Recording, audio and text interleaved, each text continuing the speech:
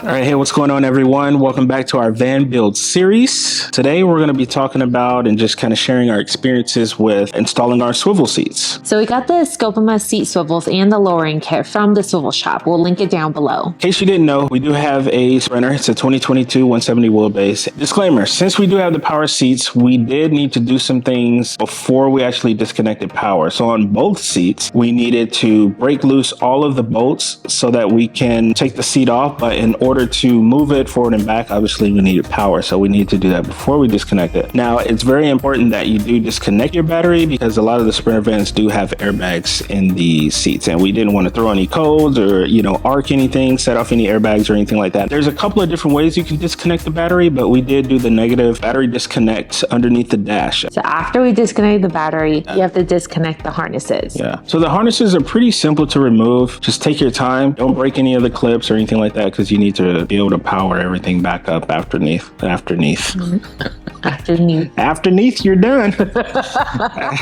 Yeah. Need to power things back up. It was time to remove the seats themselves. And then we had access to the actual base where we put the swivels onto it. It's going to be very important that you fish those harness cables through the center of the swivel bases so that nothing gets pinched or anything like that. However, something that we noticed was that the swivels didn't align perfectly where the bolts were. So something that DJ did, which was actually pretty clever, was to take some of his Them dilly doos.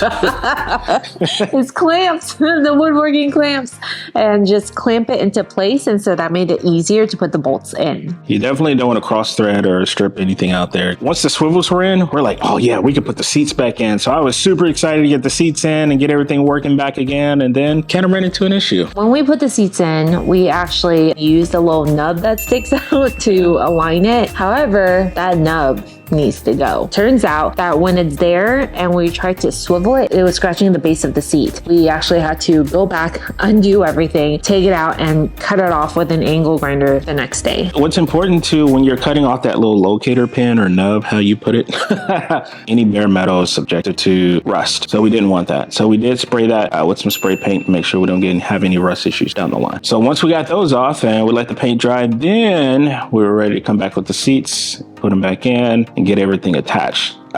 The alignment went pretty good trying to get those back in. I don't really remember any issues there. I think the thing that's important is just making sure that you have the slack in those cables. I reconnected the harnesses. So one thing that I was doing was as the seats got bolted back in, I would move the seat forward and back and was kind of playing with the swivel just to make sure I had enough slack because you don't want to break any of those cables. On the Sprinters that have the power seats, you do have buttons on the door where you can program seat positions. I forgot what video it was that I had watched where someone gave that helpful tip. The tip was to do the first one to be your normal seat and your second one to be the swiveling seat position and the third position to be the swiveled seat position. After you swivel it, what position would you like it to be in? It's a pretty quick process. As long as you don't forget to cut off those locator pins and get all that painted, I think you could probably have it done in just maybe a couple of hours. It doesn't really take that long at all. Hopefully this video is very helpful. We're learning along the way, so thank you so much for watching, and leave comments below if you have any questions or what else you'd like to see from us. Thanks.